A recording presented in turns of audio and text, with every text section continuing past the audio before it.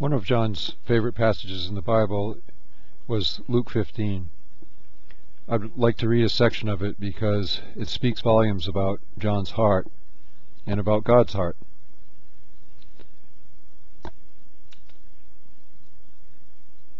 This is the parable of the lost son. There was a man who had 2 sons. The younger one said to his father, "Father, give me my share of the estate." So he divided his property between them. Not long after that, the younger son got together all he had, set off for a distant country, and there squandered his wealth in wild living. After he had spent everything, there was a severe famine in that whole country, and he began to be in need. So he went and hired himself out to a citizen of that country, who sent him to his fields to feed pigs. He longed to fill his stomach with the pods that the pigs were eating, but no one gave him anything. When he came to his senses, he said, "How many of my father's hired servants have food to spare, and here I am starving to death? I will set out and go back to my father and say to him, 'Father, I have sinned against heaven and against you. I am no longer worthy to be called your son. Make me like one of your hired servants.' So he got up and went to his father. But while he was still a long way off, his father saw him and was filled with compassion for him. He ran to his son, threw his arms around him, and kissed him. The son said to him, 'Father, I have sinned against heaven and against you. I am no longer worthy to be called your son.' But the father said to his servants, 'Quick, bring the best robe and put it on him. Put a ring on his finger and sandals on his feet. Bring the fattened calf and kill it. Let's have a feast and celebrate. For this son of mine was dead and is alive again. He was lost and is found.' So they began to celebrate. Meanwhile the older son was in the field. When he came near the house, he heard the music and dancing. So he called one of the servants and asked him what was going on. 'Your brother has come,' he replied, 'and your father has killed the fattened calf because he has him back safe and sound.' The older brother became angry and refused to go in.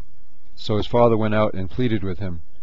But he answered his father, 'Look, all these years I have been slaving for you, and never disobeyed your orders. Yet you never gave me even a young goat so I could celebrate with my friends. But this son of yours, who has squandered your property with prostitutes, comes home. You kill the fattened calf for him.' 'My son,' the father said, 'you are always with me, and everything I have is yours. But we had to celebrate and be glad, because this brother of yours was dead and is alive again. He was lost and is found.'" There's actually a link I'll post also that to the message that John gave to at First Congregational Church in Revere on this passage. So here's some of the things he wrote about this passage. "Sometimes I see myself as the younger son, and how lost he must have felt. Sometimes I identify more with the older son, and can certainly identify how he must have felt. Certainly both sons are equally lost. I wish I had some of the father's wisdom.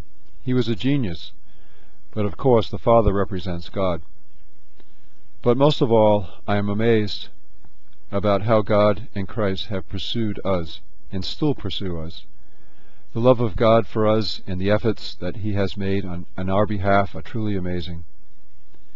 Before I was fixated on Philippians 2:6-8, where Paul, in speaking of Christ, said that, who being in very nature God, did not count equality with God something to be grasped, but made himself nothing, taking the very nature of a servant, being made in human likeness, and being found in appearance as a man, he humbled himself and became obedient to death, even death on the cross.